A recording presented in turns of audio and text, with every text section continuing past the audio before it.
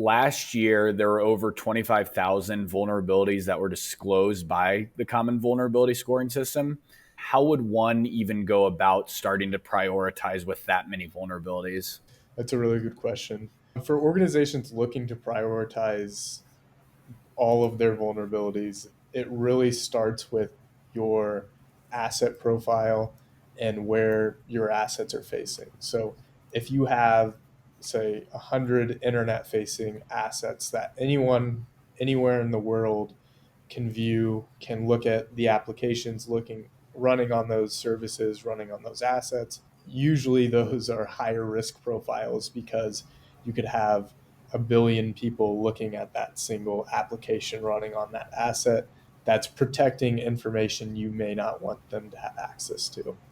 So doing things like asset classification based on what services, what applications are running on that asset, and then really building out the entire risk profile for your assets within your network is how you can start to really triage and remediate or come up with compensating controls to fix the highest risk vulnerabilities on your most critical assets.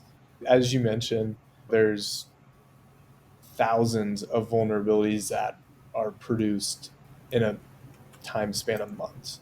So it often is thought of as a numbers game, in that if I just remediate all of my critical vulnerabilities on my assets, then I'll be fine. For most organizations, that's not feasible. I would say for most all organizations, that's not feasible. Nor is it probably a good use of your resources, time, and money spent on trying to remediate all of these things that, even though it's assigned a critical vulnerability ranking on something like the CVSS, doesn't necessarily mean your organization or asset is completely at risk there. Using the severity to prioritize for remediation purposes is going to lead you down hours and days and weeks and months of trying to fix everything on every asset within your organization.